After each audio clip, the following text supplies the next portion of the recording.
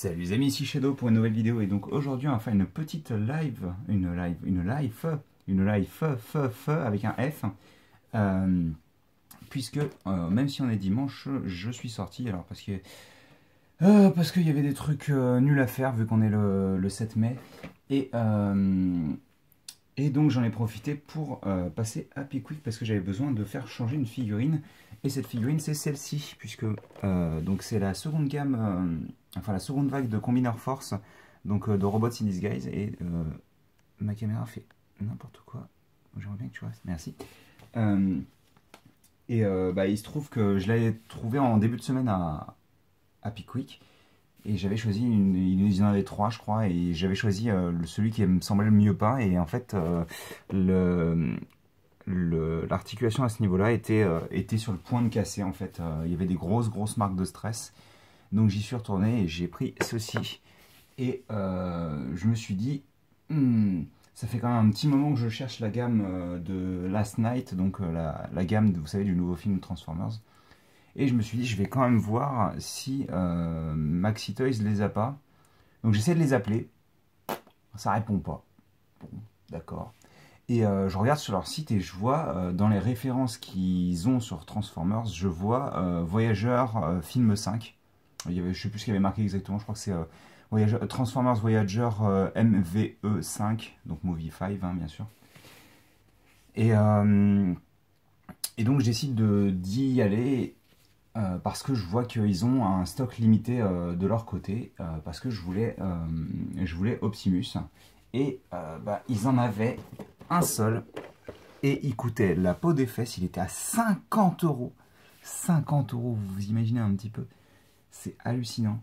Mais bon, ce qui est sûr et certain, c'est que s'il apparaît à Toys R Us moins cher, je me ferai rembourser la version de Maxi Toys.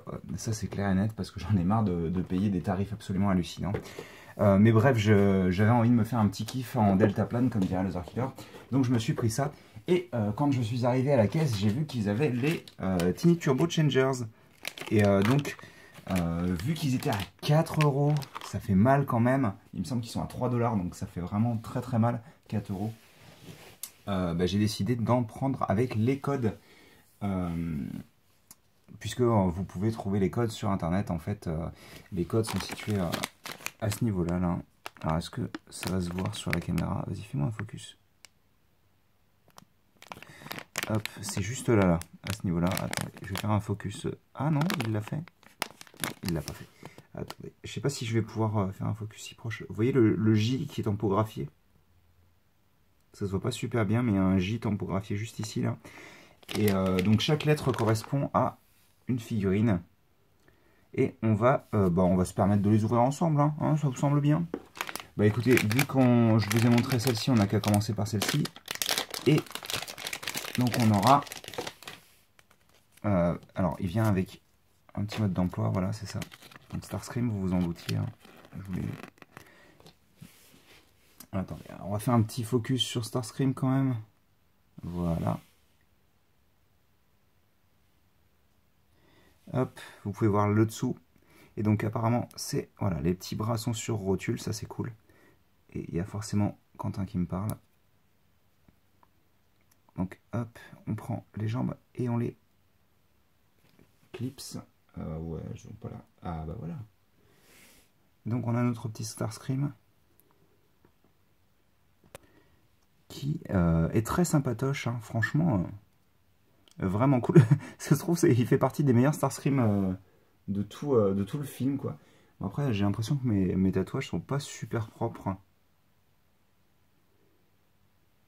Après, bon, c'est pas très grave, hein, c'est une petite figurine. Et elles sont un petit peu plus dures que ce à quoi je m'attendais, vu que tout le monde disait qu'elles étaient faites en plastique très caoutchouteux, et je trouve pas. Il y a certaines pièces, en effet, qui sont en caoutchouc. Ou en polymère, en tous les cas, plus mou. Mais sincèrement... c'est plutôt de la bonne qualité, je trouve. Même si 4 euros, encore une fois, ça fait cher. Hein. Et donc, sur le second, qu'est-ce qu'on aura? Est-ce que je vous sors le petit papier d'abord?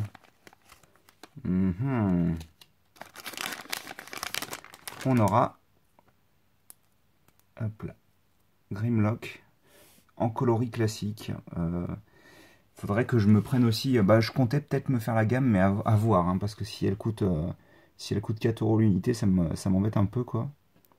Mais, mais voilà, la gamme a l'air vraiment très très sympatoche. Donc, la transformation sur Grimlock, elle est très simple. Vous prenez les jambes, vous les écartez. Ça écarte les bras grâce à un système de type paire de ciseaux. Et il est plutôt joli, hein. Après, il est un peu moins lumineux sur... enfin, il est plus lumineux sur la caméra qu'en vrai. Je trouve qu'il fait un petit peu moins... un peu moins brillant, on va dire. Les couleurs sont un peu moins flashy sur, quand je le tiens dans la main ou que quand je regarde dans la caméra. À travers la caméra, pas dans je vais pas mettre mes yeux dans la caméra, hein. Et vous remarquerez par contre... Hop, je vais remettre Starscream en mode robot. Hop. Je sais pas si ça se verra sur le torse de Starscream. Fais-moi un focus, s'il te plaît. Il a un petit symbole Decepticon à ce niveau-là. D'ailleurs, il me semble que c'est là où son cockpit devrait être de base. Et là, vous avez un petit symbole Autobot sur le torse de Grimlock. Bref, je pense qu'on va se quitter là-dessus.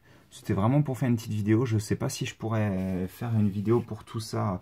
Le drift, je compte pas le reviewer, ça c'est sûr et certain, puisque c'est pas une figurine qui me tente plus que ça à vous montrer plus en détail. Franchement, ce que vous avez vu là, c'est à peu près tout ce qu'il a à montrer, je pense.